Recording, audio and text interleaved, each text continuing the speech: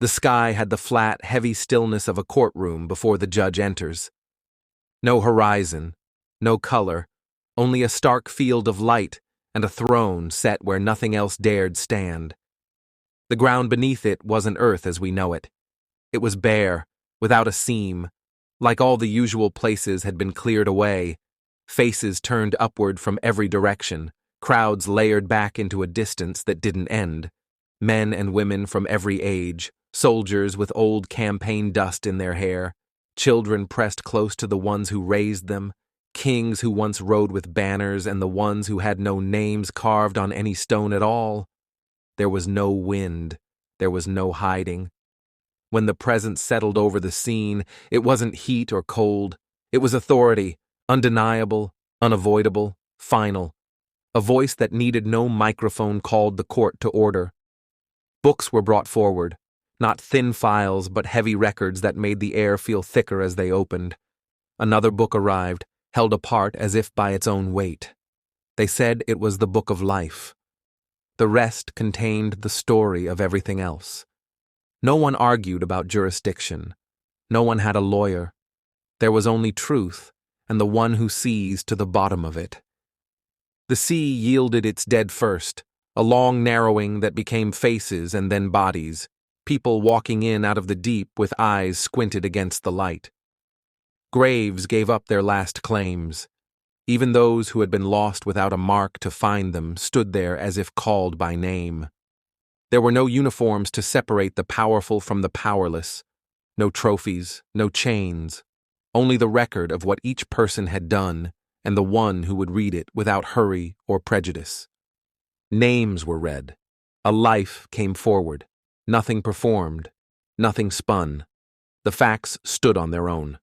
A man saw the moment he had learned how to lie without moving his mouth and how it had become a habit that touched every corner of his life. A woman watched the years she called survival lined up against the people who had to carry the weight she put down. The rich saw where generosity stopped because comfort spoke louder. The poor saw where bitterness had turned into a blade and cut anyone who reached in to help. There were rumors and secrets and balanced books, and none of it stayed hidden. The one on the throne didn't shout. There was no need. Every scene was exact. The smell of a workshop, a hand around a throat, a quiet envelope changing hands in a hallway, a phone pressed to an ear while a promise died on the other end. It was all there. Justice did not arrive like a mood. It arrived like math with no missing steps. Judgment was according to deeds. Some stood straighter as the pages turned because, against all their fear, their days held more mercy than they remembered. Meals they provided, hands they steadied, truth they told when it cost them. Others flinched when kindness they bragged about took its place next to harm they never repaired. The record did not stop at intention. It reached outcomes. The court did not grade on a curve. It was right, or it wasn't. Then came the second book. The clerk did not look up to see reactions. He checked names as if checking breath. If a name was written there, the judgment on the first books did not vanish. It was met by something larger. The courtroom could feel it like a change in pressure. The ones whose names were found in that book had the same histories as anyone else. Small moments of honor, shame that could have soaked a city, but over their record lay a pardon that wasn't careless or cheap. It had cost blood. It had been offered and either received or refused with a person's whole self. The court recognized it. The court had authored it. Those not found in that book did not argue. Enthusiasm for lies dies in this kind of light. Death and the place of the dead were brought forward and stripped of their last duties. They were thrown into a lake that moved like metal at a boil. It wasn't chaos. It was a prison for everything that had made the world cruel. The accuser who taught people to justify what they wanted. The sentence that had followed every birth from the first wrong choice.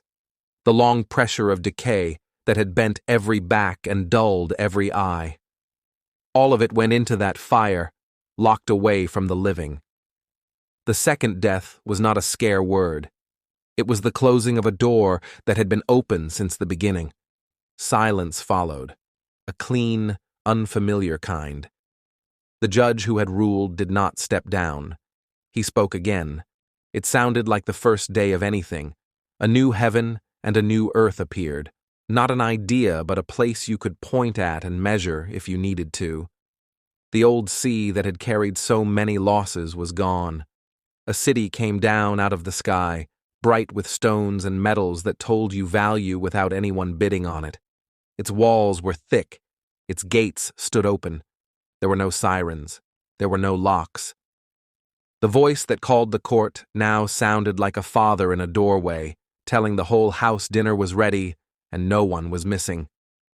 "Look," he said, "God's dwelling is with humanity." The words did not stay words. A hand wiped tears, not a gesture for show but a real touch against a wet face. Death was dismissed from the room. Mourning and pain were told to leave with it. Old things, the ones we had learned to accept like weather, were listed and set aside. The ache that wakes you early, the names you can't say because of what happened, the kind of hunger that empties a person until they steal what isn't theirs and then have to live as that person in their own head. All of that was classified as former. The one on the throne said it twice in different ways, so no one could pretend to miss it. "I am making everything new. It is done." He spoke to people as if they were close enough to hear a whisper. "To the thirsty, I will give water as a gift from the spring."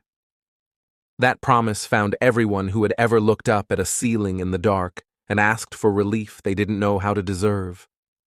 To those who had overcome, not by cleverness or muscle but by holding on to trust, when it would have been easier to put it down, he promised a share in what was being built. "I will be his God, and he will be my son." It wasn't a figure of speech. It was adoption served with the ruling. But the court was not sentimental. The same list that comforted the tired marked the ones who had treated life like a game without rules. Cowardly when courage was required. Faithless when a straight answer would have saved a life. Practitioners of the kind of worship that deforms everything around it. The sexually immoral who turned people into consumables. The murderers who wrote their own terms for the value of a human breath. The liars who made a living airbrushing harm. They had a place too, and it wasn't inside the walls. Their end matched their work. A messenger guided a witness closer to the city. The foundations were named like you name children, stones layered 13 feet deep, each with a name from the first witnesses, gates named for the tribes that had started the story. The measurements were exact, as if the point was to prove that what had sounded like promise could be audited. There was no temple, because there was no longer a need to set aside a special room when the whole place was full of presence. No sun was necessary. There was a light that did not go out. The gates stayed open because no one came to take anything that wasn't theirs. Nations walked in as if they had rehearsed the route, bringing what they had done right for once without a need to defend it. Nothing unclean could sneak in. There was nowhere for it to hide in there anyway. A river ran from the center, clear enough that you could see the stones resting on the bottom without a ripple to distort them. On both banks grew trees that put out fruit on a schedule the old earth never managed, 12 times a year, and leaves that could heal injuries no clinic ever had a code for. People carried their work in their hands and knew it wouldn't be stolen or wasted. Faces were uncovered. The curse was listed as obsolete. This is how the case closed.